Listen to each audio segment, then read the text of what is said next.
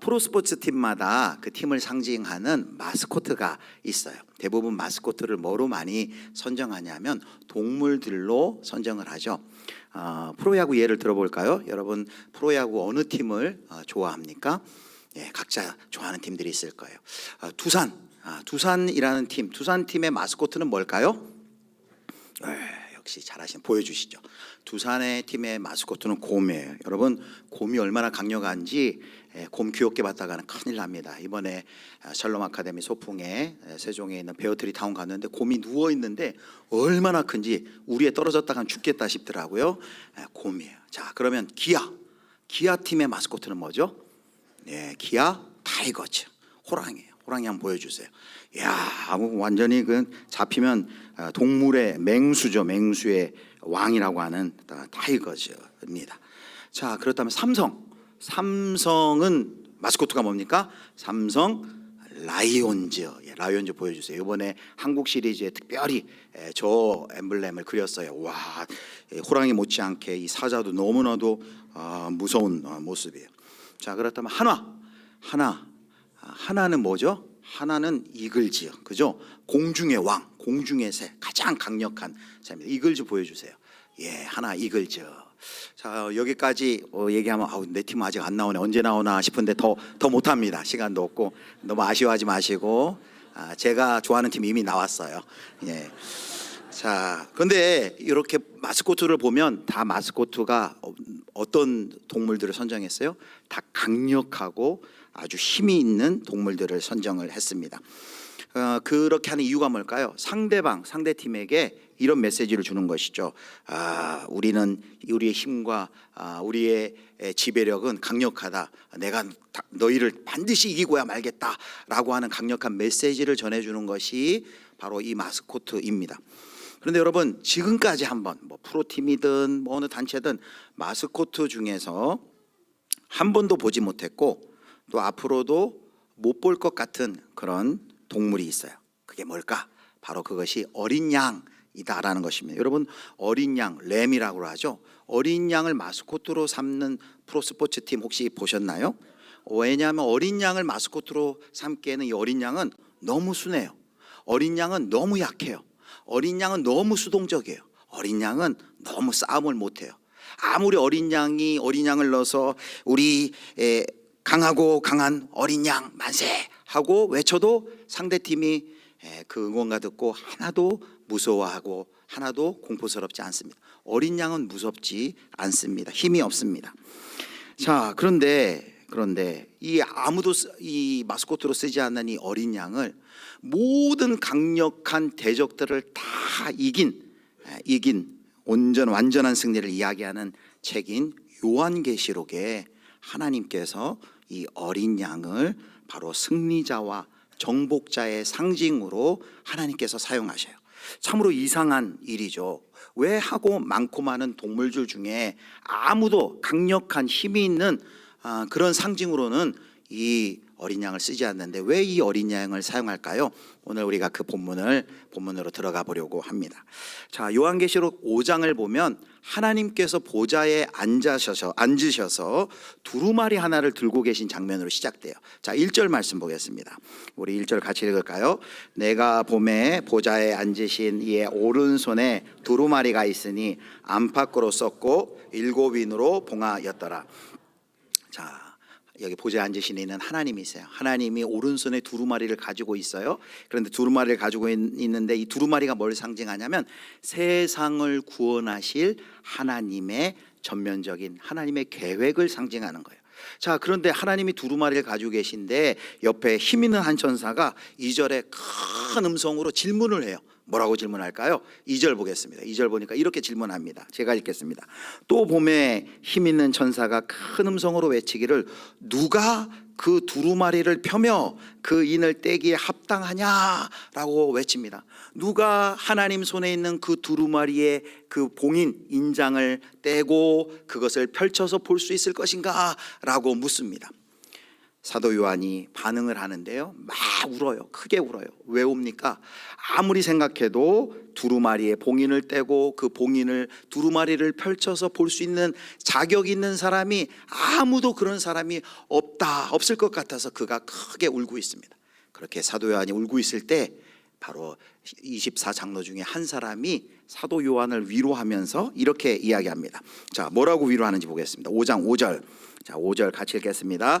장로 중에 한 사람이 내게 말하되 울지 말라. 유다 지파의 사자 다윗의 뿌리가 이겼으니 두루마리와 그 7인을 떼시리라 하더라. 자, 여기 누가 이겼대요?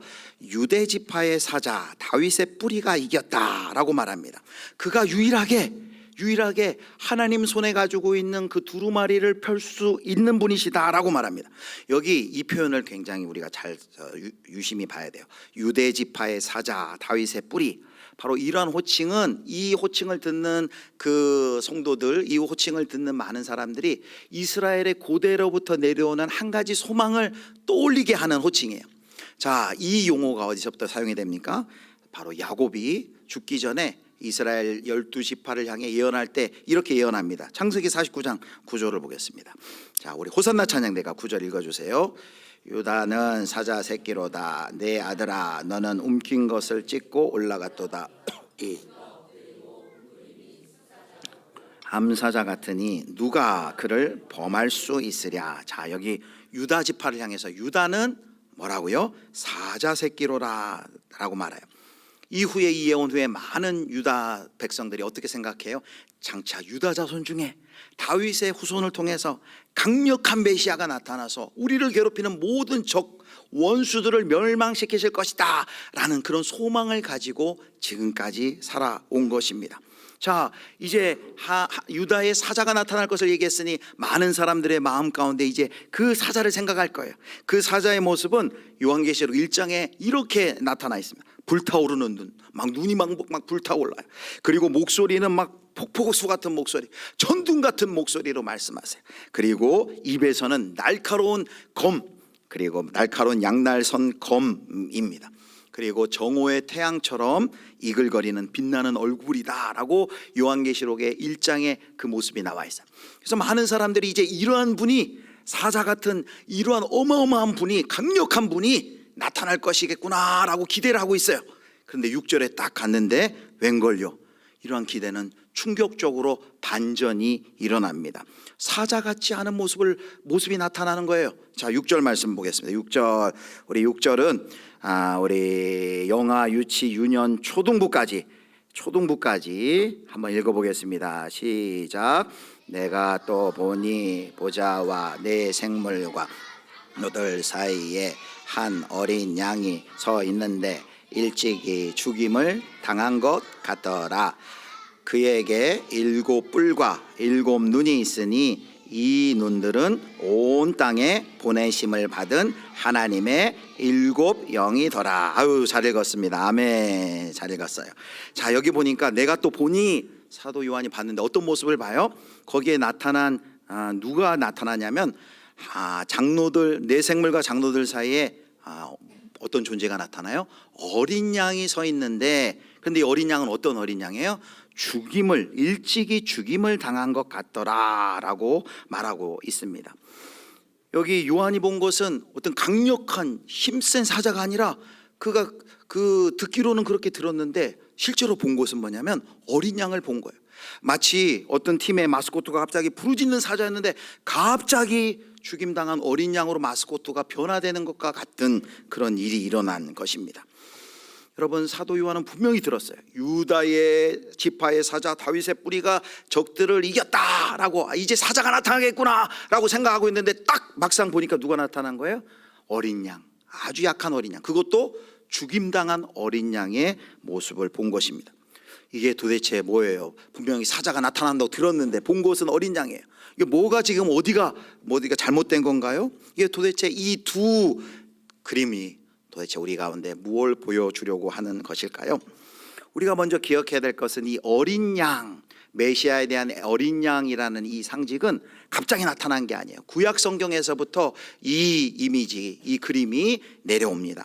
첫 번째로 출애굽 당시 이제 마지막 10번째 재앙을 통해 애굽 왕 바로가 이제 무릎을 꿇죠. 그런데 10번째 재앙, 장자들이 다 죽는 그 재앙이 내려졌을 때 그 이스라엘 백성들은 어린 양을 잡아서 문설주에다가 그 어린 양의 피를 바르면 천사들이 이제 다 떠나가고 죽이지 않았습니다. 즉 어린 양의 피를 통해 출애굽합니다. 그리고 유월절로 지키죠. 바로 유월절 어린 양이 이스라엘의 그 애굽의 압제에서부터 구원되고 해방될 때 그 유월절 어린 양이 나와요.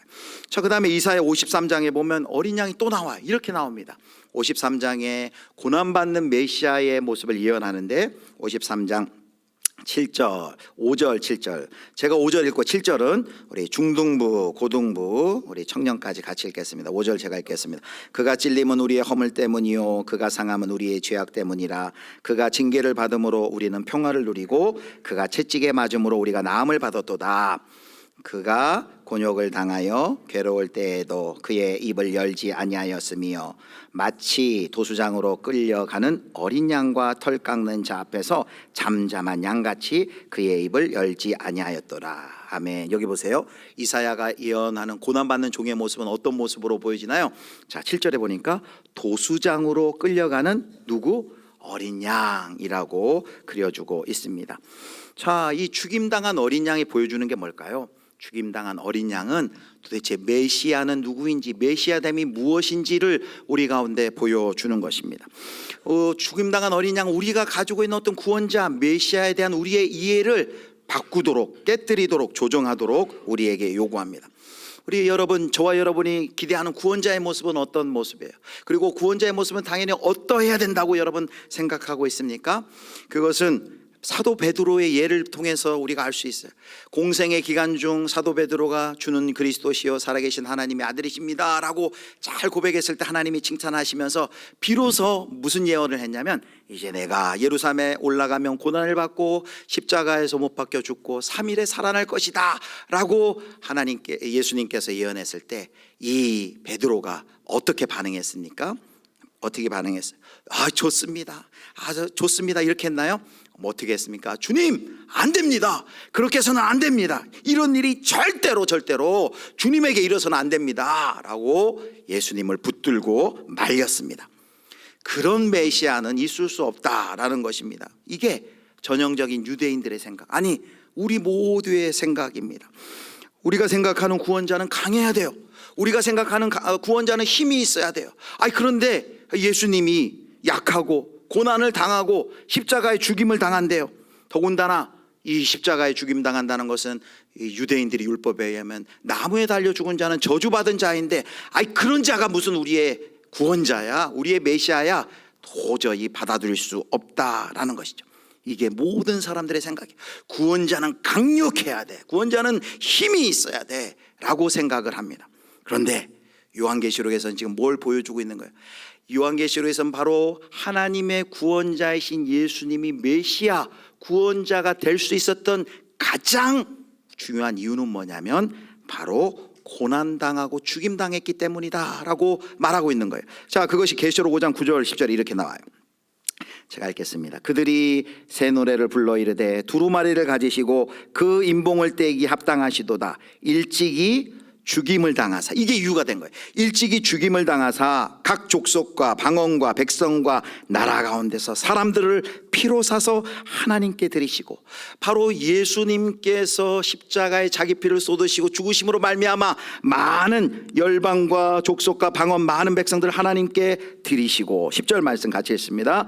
그들로 우리 하나님 앞에서 나라와 제사장들을 삼으셨으니 그들이 땅에서 왕노릇 하리로다 하더라.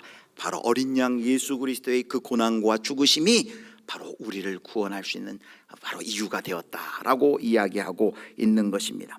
바로 유다의 사자이신 예수 그리스도는 죽음을 통해 우리를 구원시키신 것이죠. 바로 십자가의 죽음은 승리라는 것을 보여주고 있는 것입니다. 이 우리의 상식을 뛰어넘는, 구원자에 대한 상식을 뛰어넘는, 그리고 우리의 이해를 뛰어넘는 이 십자가의 도가 구원의 문을 활짝 여는 하나님의 능력이 된 것이죠. 바로 이것입니다. 왜 여기 사자와 그리고 왜 죽임당한 어린 양의 모습을 보여주는 걸까요? 사자는 잘못 얘기해서 취소하는 거야, 그게 아니에요.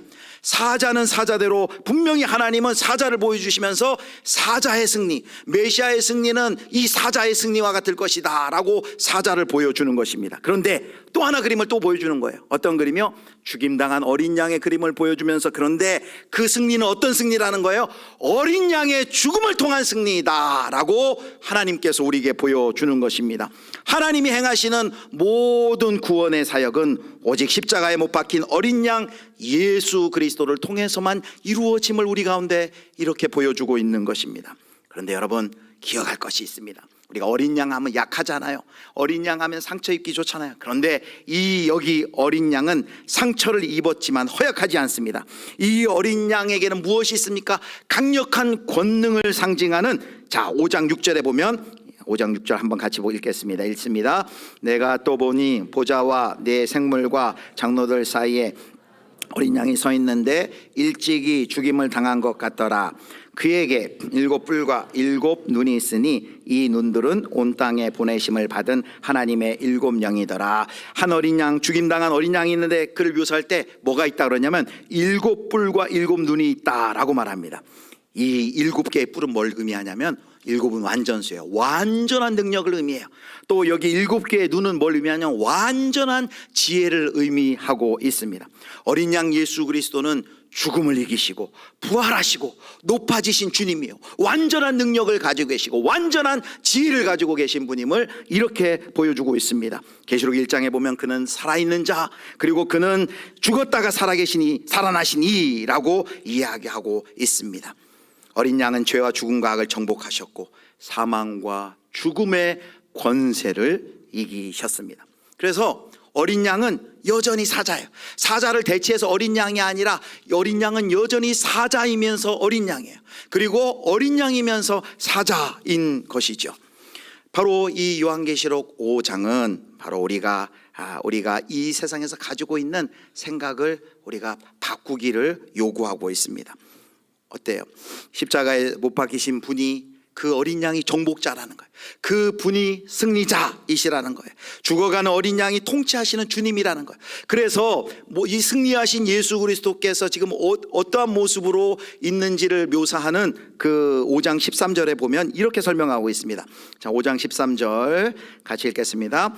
내가 또 들으니 하늘 위에와 땅 위에와 땅 아래와 바다 위에와 또 그 가운데 모든 피조물이 이르되 앉으신 이와 어린 양에게 찬송과 존귀와 영광과 권능을 세세토록 돌릴지어다.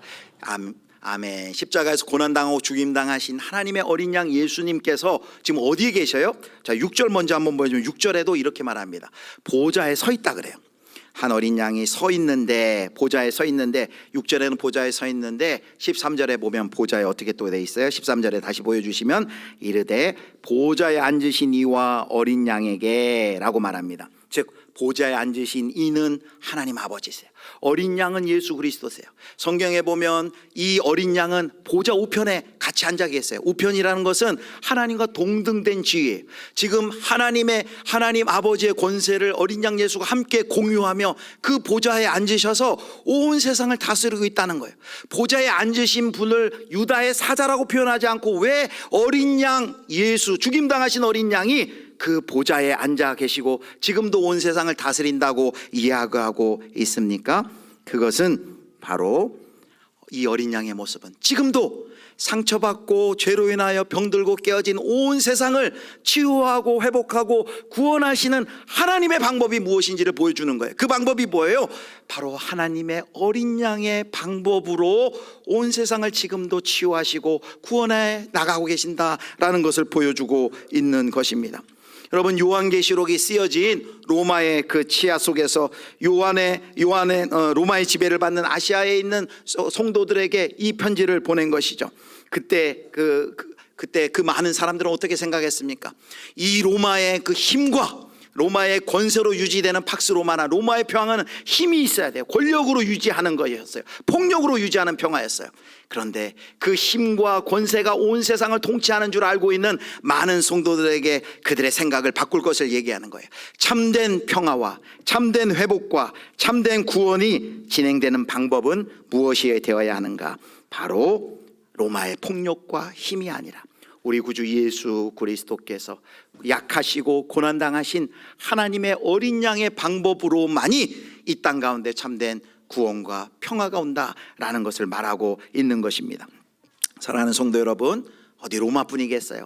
온 세상이 지금 강력하게 간절하게 추구하고 있는 것이 무엇입니까? 온 세상은 강력한 힘을 추구해요. 온 세상은 강력한 권세를 누리려고 합니다. 그렇게 힘과 권세가 있어야만 온 세상을 다스릴 수 있고 내가 떵떵거리며 살 수 있고, 그렇게 생각하기 때문에 그 힘과 권세를 찾기 위하여, 차지하기 위해서 온 모든 사람들이 노력해요. 그리고 그 영향이 교회까지도 들어와서 심지어 이제 예수 믿는 목적도 뭐가 됐어요? 예수를 잘 믿으면 힘을 얻겠구나, 예수를 잘 믿으면 더 높아지겠구나, 예수를 잘 믿으면 더 크기가 커지겠구나 라는 것을 믿으면서 신앙생활을 우리가 하고 있지는 않습니까? 그런데 마치 그런 모습은, 우리가 원하는 모습은 어떤 모습이에요? 십자가에서 나약하게 달려 죽으신 예수 그리스도 어린 양의 모습이 아니라 혹시 이런 모습 아닙니까? 여러분, 이런 사진 혹시 보셨어요? 바디빌더 뺨치는 마초 예수님, 감히 나를 십자가에 달아 하면서 십자가를 부러뜨리고 내려와 가지고 괴롭히던 자를 한 방에 해치우시는 그 능력의 예수님을 혹시 우리는 지금 바라보고 있는 것 아닙니까? 그러나 남아공의 개혁주의 목사님인 알란 부삭이 이렇게 말해요. 자, 제가 읽어드리겠습니다. 진정한 권력은 요구하는 능력이 아니라 섬기는 능력이다. 자신의 생존이나 안정감을 위해 생명을 파괴하는 능력이 아니라 타자들을 살리기 위해 자신의 생명을 내어주는 능력이다. 사랑하는 성도 여러분, 우리 어린 양 예수님이 우리에게 보여주신 능력은 어떤 능력이에요? 요구하는 능력이 아니라 섬기는 능력을 보여주셨어요. 우리 주 어린 양 예수 그리스도가 보여주신 능력은 어떤 능력이에요? 파괴하는 능력이 아니라 자신의 생명을 내어주는 능력이셨습니다. 자기를 섬기고 자기의 생명을 내어주는 그 사랑으로 온 민족과 열방을 주께로 돌이키는 하나님의 구원의 역사를 예수님께서 이루어 주신 것이죠. 오늘 이제 우리는 성찬의 자리로 나아갑니다. 성찬 예식은 뭐예요? 예수님께서 우리를 위해 찢기신 그 살과 흘리신 피를 기념하고 기억하는 예식입니다.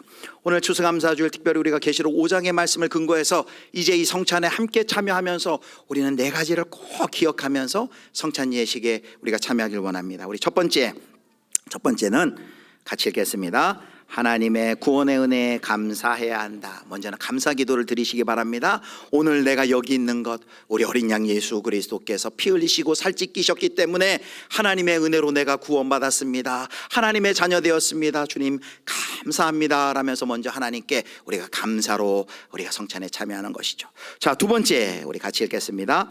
힘과 크기와 규모를 자랑하고 의지했던 죄를 회개해야 된다. 자, 주님의 떡과 살을 먹으면서 우리 여전히 이 떡과 살을 대하면서도 이렇게 기도할까요? 하나님, 제가 주님의 주님의 살을 먹습니다. 주님의 피를 먹사오니 저 강력하게 해주시고 힘써지게 해주시고 높은 곳에 올라가 군림할 수 있는 강력한 힘을 저한테 주십시오 라고 우리가 기도할 수 있을까요? 그렇게 못하죠. 왜냐하면 어린 양 예수 그리스도께서 우리에게 보여주신 구원의 방법이 뭐였어요? 고난과 십자가였다는 것이죠. 그래서 우리는 성찬을 대하면서 이 떡과 음료를 대하면서 다시 한번 이때까지 내가 의지하며 추구했던 것, 힘과 크기와 규모를 자랑하고 의지했던 우리의 죄를 하나님께 회개하는 회개의 기도를 마땅히 드려야 하는 것이죠. 세 번째, 우리 같이 읽겠습니다. 어린 양을 따르겠다고 결단해야 한다. 우리 이 떡과 잔을 마시면서 어떤 결심이 있어야 되겠까요? 오늘 설교의 제목처럼 나는 어린 양을 따르겠습니다 라고 말하고 있는 것입니다. 나는 어린 양을 따르겠습니다. 여러분, 우리가 아까 회개해야 된다라고 했을 때 혹시 우리의 모습은 이런 모습이 아니었는지 먼저 돌이켜 봐야 됩니다. 거기 어떤 모습이 있어요? 여기 약함 없는, 먼저 보여주시죠. 약함 없는 권력, 고난 없는 성공, 희생 없는 번영, 제자도 없는 구원을 나는 기대하고 그것을 목적으로 살지 않았는지를 회개하는 것이죠. 반대로 세 번째, 우리가 어린 양 예수님을 따르겠습니다 라고 결단하는 것은 우리가 어떤 모습으로 살겠다는 거예요. 이제 자기를 부인하고 예수님을 닮아 희생적인 사랑으로 살고 낮아지고 섬기는 삶을 나도 살겠습니다. 그것이 하나님의 온 세상을 구원하시는 하나님의 방식임을 내가 믿고 나도 그렇게 살겠습니다 라고 결단하는 거죠. 어린 양 예수님 나도 따르겠습니다. 그리고 마지막입니다. 마지막 추수감사주일에 우리가 특별히 주님께 드릴 수 있는 감사의 기도가 있어요. 자, 마지막 같이 읽겠습니다. 약함은 어린 양의 일하시는 방식임을 알고 감사해야 한다. 자, 여러분, 사도 바울이 약함이 있었어요. 몸에 가시가 있었어요. 3번씩이나 강구해도 하나님이 고쳐주시지 않았어요. 그런데 그 과정을 통해서 하나님의 응답을 통해 사도 바울이 깨달은 아주 귀한 것이 있어요. 나는 약한데 하나님께서 이 약함을 통해 하나님의 능력의 장막을 펼치시고 하나님의 강함을 드러내시는구나 라는 것, 약함이 하나님의 일하시는 방식임을 사도 바울이 깨달았어요. 그것이 고린도후서 12장 9절 10절입니다. 9절 제가 읽겠습니다. 나에게 이르시기를 내 은혜가 네게 족하도다. 이는 나의 능력이 약한 데서 온전하여 짐이라 하신지라. 그러므로 도리어 크게 기뻐함으로 나의 여러 약한 것들에 대하여 자랑하리니 이는 그리스도의 능력이 내게 머물게 하려 함이라. 10절 같이 읽습니다. 그러므로 내가 그리스도를 위하여 약한 것들과 능욕과 궁핍과 박해와 공고를 기뻐하노니 이는 내가 약한 그때에 강함이라. 우리는 하나님은 능력이 하나님과 우리를 사용할 때 우리의 강함과 높음과 유력함을 통해 역사하실 것 같은데 하나님의 일하시는 방식은 그게 아니라는 거예요. 우리가 약하면 약할수록 우리가 주님을 더 의지하게 되고, 우리가 약할 때 그 우리의 약함으로 우리의 모든 것이 끝이 날 때 거기에 비로소 하나님의 능력의 장막이 펼쳐지고 우리의 약함이 하나님의 능력을 머물게 하는 통로가 된다라는 것이죠. 사랑하는 성도 여러분, 오늘 추수감사주일 여러 가지 감사의 제목들, 그래서 감사합니다도 있지만 아직까지 해결되지 않은 약함, 고난 때문에 마음이 아프고 또 근심 있는 성도들이 여기 있지 않습니까? 자녀들의 문제 때문에 걱정하는 그런 분들도 계실 테고, 이 육신의 약함, 또 건강 문제 때문에 질병으로 인하여서 그런 약함으로 고생하는 분들이 있고, 사업에 실패하거나 또 사업이 잘 안 되거나 또 진로가 어려움 가운데 있는 그런 고난과 약한 가운데 있는 분들이 여기 분명히 계실 거예요. 그런데 오늘 이 성찬을 마시면서, 성찬의 떡과 잔을 마시면서 우리가 어떤 감사를 할 수 있다고요? 우리가 그 약함을 통해 일하시는 하나님을 바라보면서 그 약함마저도 하나님께 우리가 감사 드릴 수 있다라는 것입니다. 사랑하는 우리 성도 여러분, 우리 오늘 추수감사 주일 우리가 다시 한번 어린 양 예수 그리스도의 고난과 죽음의 의미를 다시 한번 생각했습니다. 그리고 바로 예수 그리스도의 그 고난과 죽음, 그 약함을 통해 지금도 그 하늘 보좌 우편에서 앉아 계신 어린 양 예수 그리스도는 그 동일한 방식으로 온 세상을 지금 고치시고 치유하시고 구원을 이루어 가신다는 것을 보았습니다. 그래서 우리는 이제 감사할 수 있어요. 우리가 약해도 감사할 수 있어요. 그 약함 속에서 일하시는 어린 양 예수 그리스도를 우리가 알았기 때문에 이제 그분을 따라갈 수 있는 것입니다. 저와 여러분 온 성도들이 바로 어린 양 예수 그리스도를 따라가기로 결단하는 은혜가 있기를 주님의 이름으로 축원합니다.